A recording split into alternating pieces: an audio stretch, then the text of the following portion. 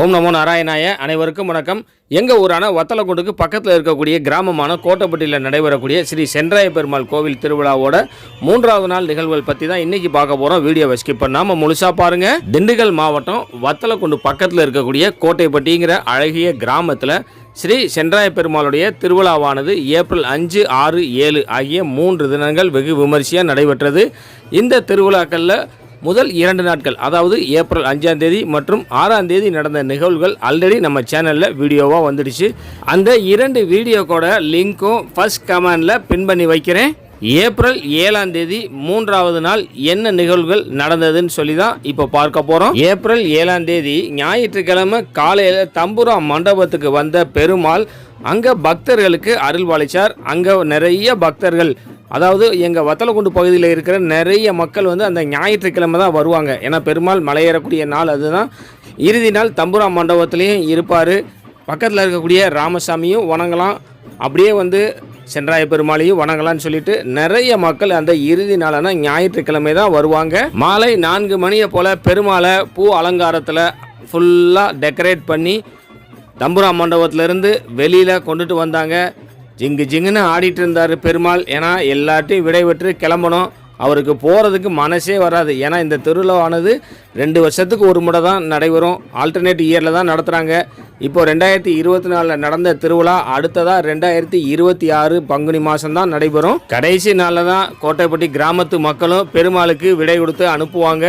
பெருமாளுக்கு விடை கொடுத்து அனுப்பும் விதமாக அங்கே இருக்கக்கூடிய கம்பளத்து நாயக்கர் பெண்கள் எல்லாருமே மேலாடை இல்லாமல் சாரீ மட்டும் கட்டிட்டு, ஒயிட் கலர் சாரீ தான் கட்டியிருப்பாங்க. பெருமாளுக்கு மஞ்சள் நீர் ஆடுவாங்க. அது நிறைய சாங்கீதங்கள் நடக்கும். பெண்கள்ங்கிறதுனால யாருக்கும் அந்த இடத்துல வீடியோவோ ஃபோட்டோவோ எடுக்கிறதுக்கு அனுமதி கிடையாது. இந்த கோட்டைப்பட்டி கிராமத்தோட ஒரு தனி சிறப்பே என்னன்னா தேவராட்டம் தான். தேவராட்டம் மிக சிறப்பாக நடக்கும். அந்த ஊர் பொதுமக்களே அவ்வளவு அருமையாக, அவ்வளவு அழகாக ஒவ்வொருத்தரும் ஒவ்வொரு விதமான வேஷம் போட்டுட்டு, அதாவது ஒவ்வொரு குரூப்பாக இந்த தேவராட்டம் ஆடுவாங்க. ஒவ்வொரு குரூப்பும் ஒவ்வொரு வித அலங்காரம் பண்ணியிருப்பாங்க. அதை பார்க்குறதுக்கு ரொம்ப நமக்கே சந்தோஷமாக இருக்கும். 2 வருஷத்துக்கு ஒரு தடவை வரக்கூடிய பெருமாள் எவ்வளோ சந்தோஷப்படுவார். அப்படியே துள்ளி குதிப்பார் பெருமாள். அந்த ஆட்டங்களை பார்க்க அப்படியே குதிச்சுட்டே இருப்பார். பரம்பரை பூசாரி திரு கண்ணன் என்ற சென்னம நாயக்கர் தான் பெருமாளை அழைச்சிட்டு வந்துட்டு இருப்பார். இதோ அந்த தேவர் ஆட்டத்தை பார்த்து பெருமாள் எப்படி துள்ளி குதிக்கிறார்னு மட்டும் பாருங்கள். பெருமாள் தானாகவே துள்ளி குதிப்பார். அவர் அவ்வளோ சந்தோஷமாக இருப்பார். ஆல்டர்னேட் இயரில் நடக்கக்கூடிய இந்த திருவிழாவில் அந்த 3 நாளுமே ஸ்ரீ சென்றாய பெருமாள் அவ்வளவு சந்தோஷமாகவும் அவ்வளவு குதூகலமாகவும் இருப்பார். அதனால தான் அவர் தானாகவே இப்படி ஒரு ஆட்டம் போடுவார். பார்க்குறதுக்கு நமக்கு கண்கூடி வேணும்னு சொல்லலாம். அவ்வளோ ரம்மியமான ஒரு ஃபீல் நமக்கு கொடுக்கும்.